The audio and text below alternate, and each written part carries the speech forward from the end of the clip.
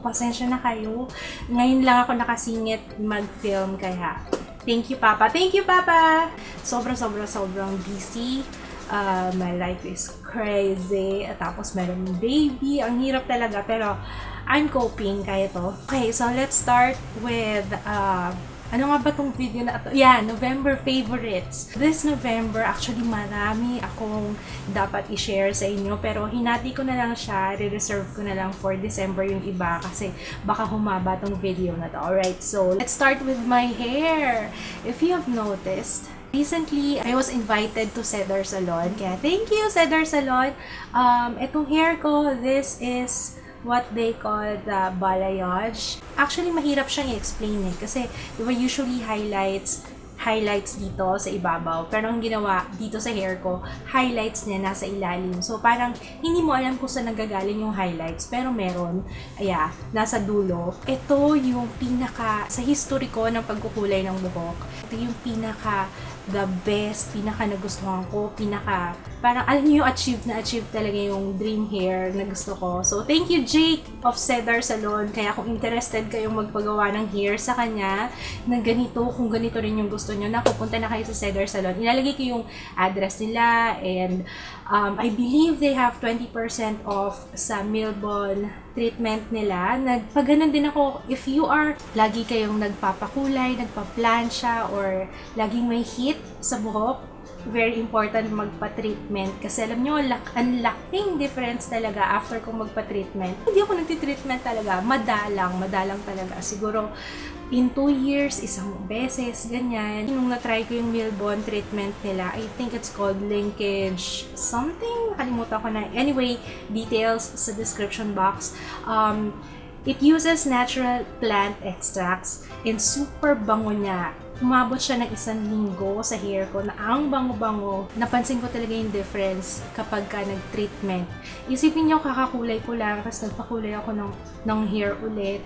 And then, sabi ko nga, mukhang ma-disaster na tong buhok ko after that. Pero hindi, nagmukha siyang healthier because of that treatment. Kaya, they are 20% off ngayon hanggang December 31. Kaya go na kayo sa Wilson Street sa San Juan. And look for Jake, kasi si Jake ang gumawa nitong hair ko. Kaya thank you, Jake. I really love it. So yun, enough with my hair. Let's move on sa makeup. First na i-feature ko is what I have on sa aking lips right now is yung LA Girl Matte Flat Finish Pigment Gloss. I know maraming hindi gusto to kasi parang tacky daw sa kanila. Actually, nagiging tacky lang siya after I eat. Especially kung kinain ko mamantika, doon na siya nagsisimulang madikit. Pero ngayon, wala. Actually, hindi siya drying. Anyway, siguro i-reserve ko na lang yung ibang details sa blog kasi I will be doing a review, separate review nitong mga to. I have 4. Actually, lahat to favorite ko. Lalo na yung Fleur. I like the Fleur. This one, yung Fleur. Ang suot ko ngayon, this one is Dreamy. Definitely gagawin ko ng review to sa blog. So, pero for now, kasama siya sa favorites ko kasi having a baby, hindi ako pwedeng mag-lipstick ng glossy, ano pa ba, yung mga nagtatransfer. So, laging ginagamit ko yung hindi nagtatransfer, yung matte, yung talagang pag sa lips lang. Kasi minsan nakakalimutan ko, nahalikan ko yung baby ko. Tapos, kumakalat na ayoko ng gano'n. Maybe I will also do a top 5 liquid lipsticks, yung mga favorite ko. Let me know kung gusto niyo yon. Nag-iisip na nga ako ng mga iba pang top 5. So, abangan niyo yan. Probably by January, magsisimula na ako ng mga top 5 products ko para ma-share sa inyo. I got this from Alerias. Ilalagay ko yung link nila sa description box kasi definitely online, much cheaper. I will be putting the link sa description box ng Facebook page nila so you can order their foundation. So, ito yung gamit kong foundation ngayon. And I can't get over kung gaano kaganda yung finish niya. The only thing is, hindi siya tumatagal siya. Pero yung oil control, wala. Wala talaga. Siguro abot siya ng mga 5 hours sa face ko. And then, doon na, from 5 hours onwards, doon na kailangan mag-blot na. Kasi talaga yung oil ko, having oily skin, you know, ganun talaga. My current favorite foundation, Maybelline Dream Satin Skin. Meron na akong review nito. If you wanna check it out, ilalagay ko yung link sa description box. Meron din sa blog. I think mas updated sa blog. So, yun lang. Kapag gumagawa ko ng first impression review, check out my blog kasi mas updated yun. Nagawa ko siya ng paraan para mapatagal siya bago mag-oil up yung aking face. Alam niyo kung anong ginagamit ko? I'm using itong Etude House Zero Sebum All Day Matte Gel. Syempre, meron na rin ako review nito. Meron lang akong itadagdag. I don't think na include ko siya sa vlog, sa review ko. Meron siyang stinging sensation when I apply it. Para siyang medyo feeling alcohol. Ganun. Malamig sa face. Pero hindi naman siya stinging na masakit. So, tolerable. Ito yung ginagamit ko lately para sa mga foundation na, you know, kagaya nung satin skin na gustong-gusto ko pero medyo hindi maganda ang oil control. Kaya, yan. Ito yung ginagamit ng partner ko after nung satin skin is yung Essence All About Matte na Fixing Compact. Yun. Pack na pack talaga. Pink Sugar Eye Candy Eyeshadow Palette. If you love neutrals, magugustuhan nyo to talaga. Pag nakikita ko tong palette na to, naisip ko office look, everyday look na smoky eye look na wearable for everyday. Hindi kayo mauumay. Ewan ko, hindi ako naumay kasi lahat ng shades na gusto ko nandito sa palette na to. Kaya, ayan, lahat nagagamit ko. Kasi may mga palette na although maganda, okay yung texture, okay yung consistency, matagal sa eyelids, wala akong problema, okay na okay sa akin. Ang hindi ko lang gusto is yung choices of colors dun sa palette. So, probably one of the best choices yung mga colors talaga na lahat ng colors na gagamit ko. Ito, Eye Candy Eyeshadow Palette in EC02. So, yan. I believe it's 699 pesos. Medyo may kamahalan pero girl, a little goes a long way. Very pigmented yung shadows na to. Kaya I really like it. My next one is Nature Republic Auto Eyebrow 03. Kaya ko siya na-discover. I recently attended yung opening ng Nature Republic sa Robinsons Manila. So yes, meron ng Nature Republic sa Robinsons Manila. Go check it out. Ito yung gamit ko ngayon. Yung ko lang nagustuhan talaga yung ganitong shape ng eyebrow pencil. Kasi usually, dun ako sa pencil talaga na patulis. Meron na ako nito dati, yung Intuit, but I wasn't into it. Tingnan niyo yung color niya. Ito ng kulay, diba? Oh, hindi siya waxy. Yun ang unang-unang nagustuhan ko sa kanya. Hindi siya waxy. So, kahit oily yung skin ko, hindi siya yung nalulusaw. Hindi siya yung nagbububuo. Walang orangey, reddish. So, talagang brown lang talaga. And it's light. Pinakagusto ko sa kanya is yung tumatagal siya sa eyebrows ko the whole day. Another one from Nature Republic, nail polish. Ang ganda ng mga color selection sila ng nail polishes doon. And it ranges from 99 pesos to 145.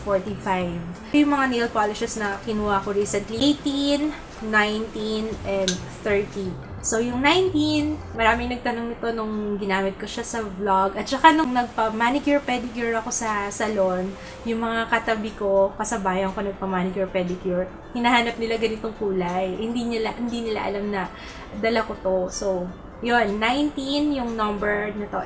It's a gray nail polish. Yung suot ko ngayon, this one is number 18. Siyang muted na purple, deep lavender.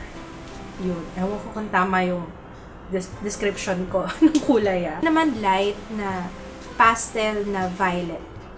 Tama ba yung pinagsasabi ko? Pero ayan o, ewan ko nakikita nyo sa pero violet yan. Ang dami ko pang gustong colors doon actually sa Nature Republic. Tinanong nyo ako nail polishes, yun ang unang pumapasok sa isip ko na brand, Nature Republic. Ang ganda ng impression ko pagkakita ko nung selections nila nung nail polishes. Talagang wow. Eye White 2-Minute Whitening Miracle. I've been using this once a week. It instantly whitens the skin. Para siyang mask. So, i-apply ko tong buong pakete na to sa face ko. So, ilalagay mo lang muna siya dyan, and then wait for 2 minutes. Sometimes, hindi umaabot ng 2 minutes. Siguro 1.5. And then, Pag naging liquidy na siya, doon mo na siya start i-massage. After mo magbanlaw, makikita mo kagad yung difference. Nag-brighten up, tapos parang ang kinis-kinis, ang soft-soft na skin, very smooth. 3 to 4 times a week, pero ako once a week ko lang siyang ginagamit. If I'm not mistaken, nasa 20 plus lang to. Nabasa ko lang yun sa comments, so I think 20 plus lang to, murang-mura. Next one is what I use on my face. Ang daming nagre-request ng skincare routine. Hindi ko alam kung magagawa ko siya ngayon kasi papalit-palit ako ng products ngayon. Gusto ko kasing mag-share ng skincare routine kung talagang 6 months straight yun yung ginagamit ko. Kasi ang dami kong products na kailangan subukan. Kaya anyway, i-share ko sa inyo yan. Huwag kayong mag-alala. Kapag okay na, tumagal na yung mga products na ginagamit ko, I will share them to you. But right now, more than a year na ginagamit ko na Mary Kay Skin Vigorate. I use this twice a week. And yung Mary Kay Time Moist 3-in-1 cleanser. So, ito yung nagstay talaga sa routine ko. Kasi syempre, pag nagme-makeup, nagpa-foundation, lagi ako nagpa-foundation, kailangan i-make sure na talagang walang residue ng makeup na may iwan sa face nyo para hindi mag-clog yung pores, hindi ka magkaroon ng pimples, mabawasan yung mga BEMS. Ito lang talaga yung pinaka-mainstay sa aking skincare routine right now. And they have 20%. Teka, nakalimutan ko na naman. Yeah, 15% off. Tama ba? 15% off. Nakalimutan ko. I think 15% off hanggang January 31. Just use the code ANCLUDES. MK, ilalagay ko yung discount code sa description box. So, ang tagal na sa akin ito, more than a year na. Hindi ko pa siya nauubos kasi konting-konti lang talaga kasi ginagamit ko lang to every time na ginagamit ko yung Skin Vigorate ko. Sobrang tipid niya. Jergens Hydrating Coconut. Hindi ako mahilig sa lotion, pero ngayong malamig, nagda-dry yung skin ko. Yan, nabuhay ang mga lotion ulit sa aking routine. I'm using itong Jergens Hydrating Coconut. It smells so good. Smells like donuts. Helps you reveal deeply luminous, visibly softer skin. Para mukhang healthy yung skin, healthier. Mas okay to kapag naka-shorts, ganyan. Kasi ang pangit nung kitang-kita na ay ang dry na skin. Maganda yung medyo may konting glow. Skin looks healthier kapag ganun. So yun, Jergens moisturizes and softens. Hydrating Coconut. Next is Peach Care Naturals na papaya. Hindi ko alam kung ako lang, pero bakit ang soft niya down there. Tsaka ang bango. Gustong-gusto ko yung fruity scent niya. Meron din guava nito, pero I haven't tried it yet. Ito yung first time na gumamit ako ng feminine wash na talagang may difference. Alam niyo yun? Kasi dati, kaya hindi ako laging gumagamit ng feminine wash kasi parang wala naman difference sa sabon. Parang ganun yung dating sa akin. Pero Peach Care for softer pa-JJ. That's it, guys! Maraming salamat. Ang haba-haba na naman itong video na to kasi minsan may mga segue ako na pagpasensyahan nyo na. So, sana na-enjoy nyo itong video na to. See you again on my next monthly favorites. My last for this year, next month. December favorites. So, abangan nyo yan. Susunod, ang gagawin ko na yung mga top na. I'm very excited to share them with you. Kaya, yon. Maraming salamat. Thumbs up this video kung na-enjoy nyo. See you again on my next one. Bye, guys! Purpose nito, yun, para matanggal yung mga, nakikita pala yung tuwalya.